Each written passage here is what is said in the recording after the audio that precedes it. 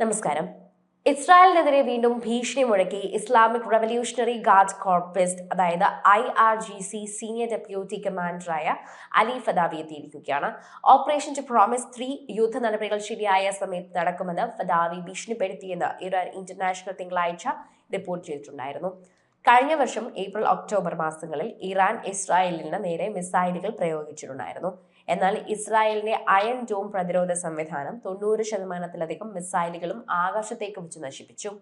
എന്നാൽ ഇപ്പോൾ വീണ്ടും IRGCയുടെ ഫദാവി ഇസ്രായേലിനെ ആക്രമിക്കുമെന്ന് പ്രഖ്യാപിച്ചിരിക്കുകയാണ്. ലോകത്തിലെ ദുഷ്ടന്മാർ നമുക്കെതിരെ യുദ്ധം ചെയ്യാത്ത ഒരു ദിവസം പോലും ഇതുവരെ കടന്നുപോയിട്ടില്ലെന്ന് ഫദാവി പറഞ്ഞതായാണ് റിപ്പോർട്ട്. അമേരിക്കയെ ഏറ്റവും വലിയ പിശാചായി വിശേഷിപ്പിച്ച ഫദാവി നമുക്കൊപ്പം യുദ്ധം ചെയ്തവരും അവർക്കൊപ്പം ഉണ്ടെന്ന് പറഞ്ഞു.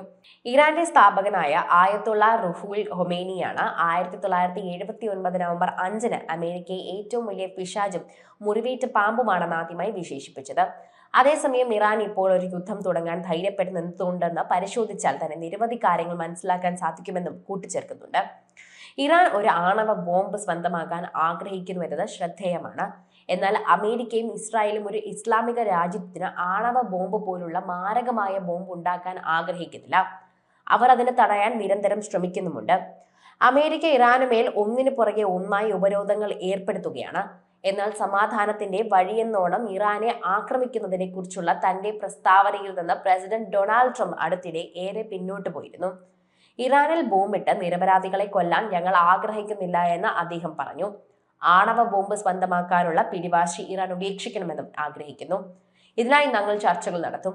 ഇറാൻ ഒരു മഹത്തായ രാജ്യമായി മാറണമെന്ന് ആഗ്രഹിക്കുന്നു. പക്ഷെ ആണവായുധങ്ങൾ തന്നെ ഇല്ലാത്ത രാജ്യമായി മാറണമെന്നും തന്റെ ആഗ്രഹമെന്നും അദ്ദേഹം പറഞ്ഞു. അതേസമയം ഇറാന്റെ ആണവായുധ ഭീഷണിയെ പരസ്യമായി എതിർക്കുന്ന ഇസ്രായേൽ പ്രധാനമന്ത്രി ബെഞ്ചമിൻ നെതന്യാഹു ഈ വർഷം ഒക്ടോബറോടെ ഡൊണാൾഡ് ട്രംപുമായുള്ള ആണവ കരാർ അന്തിമമാക്കിയില്ലെങ്കിൽ ഇറാനെ ആക്രമിക്കുമെന്ന് ഭീഷണിപ്പെടുത്തുകയും ചെയ്തു. ഇസ്രായേൽ ഇതിനകം തന്നെ ഇത് ചെയ്തിട്ടുണ്ട്. ഈ സാഹചര്യത്തിൽ ഇറാനും യുദ്ധത്തിന്റെ അമേരിക്ക വഴി പോകുമെന്നാണ് ലോകം തന്നെ ഉറ്റുനോക്കുന്നത്. ഹമാസുമായി ഇനി യുദ്ധം വേണ്ടെന്നും നിലവിലുള്ള വെടിനിർത്തൽ കരാറുമായി മുന്നോട്ട് പോകണമെന്നും ഭൂരിപക്ഷം ഇസ്രായേലികളും പറയുന്നുണ്ട്. ക്യാൻ പബ്ലിക് ബ്രോഡ്കാസ്റ്റർ നടത്തിയ സർവേയിലാണ് ഈ കാര്യങ്ങൾ തന്നെ വ്യക്തമാക്കുന്നത്. യുദ്ധം അവസാനിപ്പിക്കുന്നതിന് വേണ്ടിയുള്ള കരാറുമായി മുന്നോട്ട് പോകണോ അതോ വെടിനിർത്തൽ കരാറിന്റെ 2ാം ഘട്ടത്തിലേക്ക് പോകണോ എന്ന ചോദ്യമാണ് ഇസ്രായേലിലെ ജനങ്ങൾക്ക് മുന്നിൽ ഖാൻ ഉന്നയിച്ചത്. ഇതിൽ 61% പേരും യുദ്ധം വീണ്ടും തുടങ്ങുന്നതിനെ അനുകൂലിച്ചു. ഹമാസുമായുള്ള സമാധാന കരാറുമായി മുന്നോട്ട് പോകണമെന്ന് ഇവർ ആവശ്യപ്പെട്ടു. 18% ആളുകൾ മാത്രമാണ് ഇസ്രായേൽ യുദ്ധത്തിലേക്ക് തിരികെ പോകണമെന്ന് ആവശ്യപ്പെട്ടത്.